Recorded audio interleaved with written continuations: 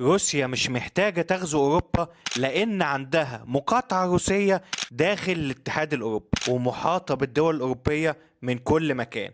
ومش بس كده، دي هي كمان أصل دولة ألمانيا، أغرب مكان على الخريطة ممكن تشوفه في حياتك. تعالوا نعرف قصة كانسبرج أو كالينجراد. العاصمة اللاتفية ريجا. سنة 1945 نجح الشيطان ستالين أن يأخذ لنفسه قطعة من الأرض الأوروبية، أصبحت الآن تسمى بروسيا الصغرى. إيه اللي أنت بتقوله ده؟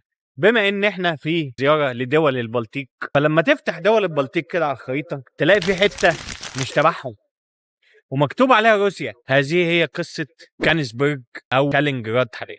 دولة ألمانيا بدأت من حتة اسمها بروسيا، بسمارك اللي وحد ألمانيا والقصة دي كلها، والملك فيلهم والقصة دي. بروسيا دي نشأت من حتة اسمها كانسبرج، بتطل على بحر البلطيق، يمين شوية فوق بولندا، تحت ليتوانيا. افتح بص على الخريطة.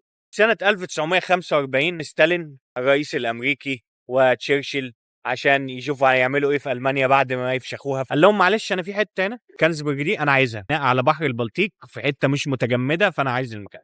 ثم سميت بعد كده كالينجراد. طبعا ايامها كل ده ما كانش فارق، لان لاتفيا وليتوانيا واستونيا وجزء كبير من بولندا كل ده كان جزء من روسيا. ولكن هذه الدول لما استقلت بعد سقوط الاتحاد السوفيتي سنه 1991 بقى في حته قد كده. ليه بقى؟ ليه دي ما دخلتش في ليتوانيا ولا بولندا؟ لان دي كانت قاعده عسكريه، روسيا حولتها لقاعده عسكريه بحريه وحطت فيها الاسطول بتاعها بتاع بحر البلطيق كله، فما فيش هزار.